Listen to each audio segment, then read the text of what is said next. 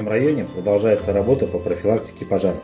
Так, 25 января в селе Саргая Кулганинского сельсовета инструкторами службы профилактики пожаров Госкомитета Республики по чрезвычайным ситуациям совместно с главой сельского поселения был проведен подворовой обход граждан, наиболее подверженных риску возникновения пожаров. Проводились разъяснительные беседы по пожарной безопасности, раздавались памятки и рекомендации. Также были выданы автономные пожарные извещатели новым категориям граждан, которым данные приборы положены бесплатно. Это дети войны, ветераны боевых действий и инвалиды боевых действий. В настоящий момент, согласно указу главы Республики Башкортостан, выдача бесплатных пожарных извещателей осуществляется 12 категориям граждан.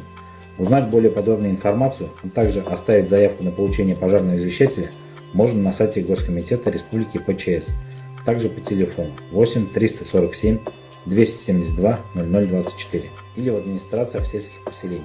За прошедший год в республике произошло 11 439 пожаров, на которых, к сожалению, погибло 277 человек, в том числе 14 детей.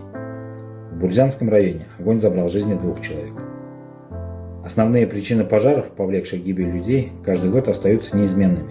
Это неосторожное обращение с огнем, в том числе курение в помещениях в состоянии алкогольного опьянения, неисправность печного отопления и электроприборов, также детская шалость.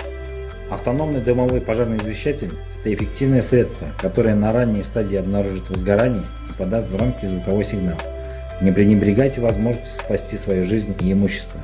С 2016 года, благодаря срабатыванию данных приборов, было спасено 680 жизней, в том числе 266 детей. Приобрести извещатель можно в специализированных магазинах. Их средняя цена составляет 300-500 рублей. Так что не поддавайтесь на уловки мошенников и не покупайте их по завышенным ценам.